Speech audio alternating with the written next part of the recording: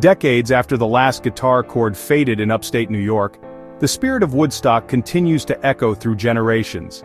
Its impact is felt not just in music, but in the way people think about community, freedom, and the power of coming together for a common cause.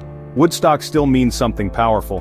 It's a word that conjures images of peace, love, and a collective yearning for something better, a world where music could be a force for change. It's more than a name on a t-shirt.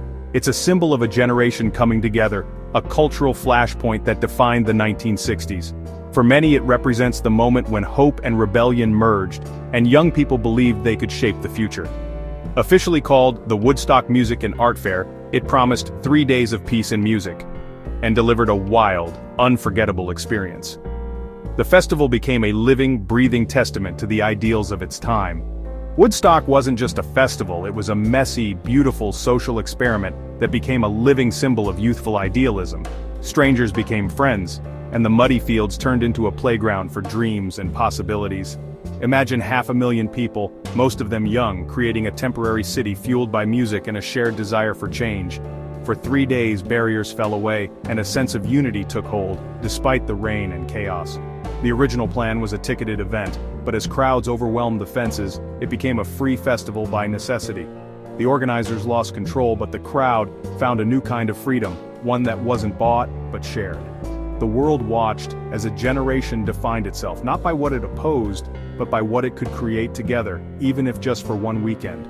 It was a glimpse of what society could be when people chose compassion over conflict. Woodstock endures as a beacon of hope, a testament to the power of music to unite people, and a reminder that history's most memorable moments are often born from chaos and a little bit of mud. Its legacy is a call to remember that even in the messiest times, beauty and unity can emerge. On this 4th of July, Woodstock's legacy feels as relevant as ever, a reminder of unity in divided times. It challenges us to imagine what we can accomplish when we come together, inspired by music, hope, and the dream of a better tomorrow.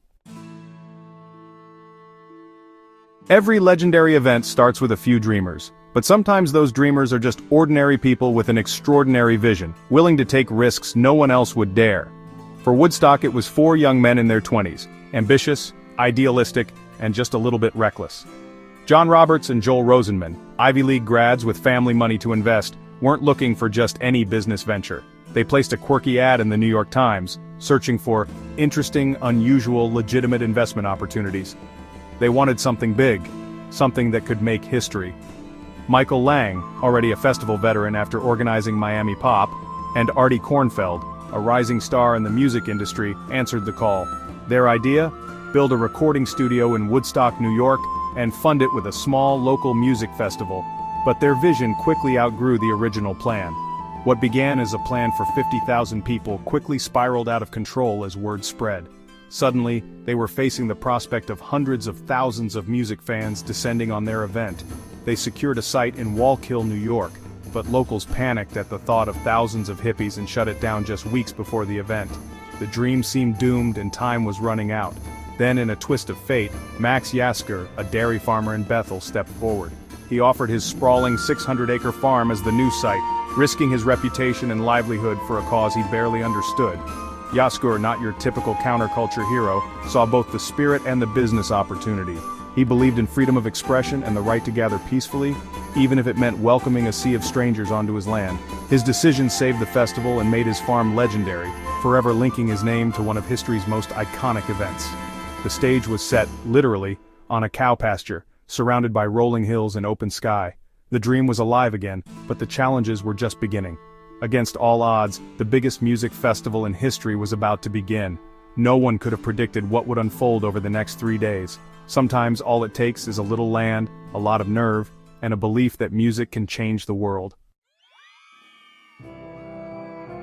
To understand Woodstock, you have to understand the world it came from. The late 1960s were turbulent: Vietnam, civil rights struggles, and a youth movement rejecting their parents' values.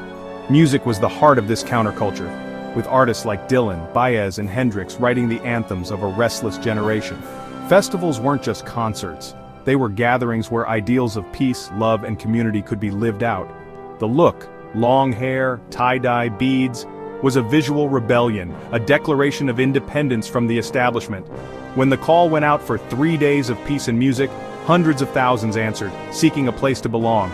For many, Woodstock was a pilgrimage, a chance to be part of something historic, a utopia built on music and muddy hope. They weren't just attending a concert, they were forging a new identity together. Woodstock's lineup was legendary, a who's who of 1960s rock, folk and soul. Richie Havens opened, improvising freedom when the schedule fell apart, setting the tone for raw, spontaneous energy. Janis Joplin's blues, The Who's explosive set, and Creedence Clearwater Revival's Midnight Rock all became part of the festival's myth. The Grateful Dead jammed through technical chaos, Jefferson Airplane greeted the dawn, and Sly and the Family Stone got the whole crowd dancing. But the finale belonged to Jimi Hendrix, whose electrifying distorted Star-Spangled Banner captured the era's turmoil and hope in a single guitar solo. These performances became the soundtrack of a generation and the heart of Woodstock's legend. The music was unforgettable, but it was the spirit behind it that made history. The real headliner at Woodstock wasn't a band or a performer. It was pure, unfiltered chaos, sweeping over the fields like a tidal wave. Organizers had planned for a crowd of 100,000, but as word spread, 500,000 people descended on the site, overwhelming every road, fence, and food supply in sight. Cars were abandoned for miles, and fences meant to keep people out were simply climbed over or torn down. Faced with the impossible, the festival became free by necessity, and a sprawling city of music lovers sprang up overnight. Tents, tarps, and sleeping bags covered the fields as strangers became neighbors, united by music and the adventure of the unknown. Food quickly ran out, but the hog farm commune and local residents stepped in, feeding thousands with whatever they could find: granola, fruit, sandwiches, and endless goodwill. Lines for food stretched across the muddy grounds, but spirits stayed high. Then came the rain, turning the fields into a slippery, squelching mud pit. But instead of despair, people danced, slid, and embraced the mess, turning adversity into celebration. Laughter echoed as mud became part of the experience. Stage announcements became lifelines, urgent warnings about bad acid, calls for volunteer doctors, and lost and found messages echoed across the crowd, keeping everyone connected and informed in the swirling confusion. These moments, broadcast to a sea of strangers, helped create a sense of community in the chaos, as people looked out for each other and shared what little they had. Woodstock became a city without infrastructure, held together by good vibes, a powerful sound system, and a shared sense of purpose. Makeshift solutions and teamwork kept the festival alive. The festival's survival was a miracle of improvisation and generosity, as volunteers and strangers worked side by side to help each other through the mud and rain. In the mud and rain, the true spirit of Woodstock shined: joy, resilience, and a sense of unity that would echo for generations. Nearly 500,000 people with little food or shelter and endless rain, Woodstock should have been a complete disaster. Instead, the crowd chose cooperation over chaos and confusion. Tents and food were shared freely. Strangers quickly became friends, helping each other through the thick mud. Volunteer doctors and nurses treated everything from bad trips to serious injuries, with the army even airlifting in supplies. The local community, once wary, brought food and support to the festival, while police focused on helping, not arresting. This unlikely alliance, hippies, townspeople, and even the military, kept the peace together. The counterculture's ideals weren't just slogans, they were lived out in real time for all to see. Against all odds, Woodstock became a model of community and compassion. It was proof that even in chaos, people can still choose kindness.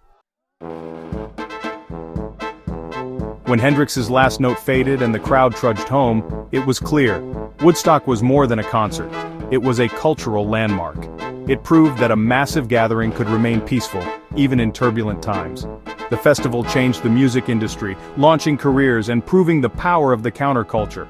Over time, Woodstock became a symbol of lost innocence and idealism, a moment when music, peace, and community seemed to change the world. Its story has been retold, romanticized, and criticized, but its power endures. Today, as we face our own challenges, Woodstock's legacy reminds us of what's possible when people come together.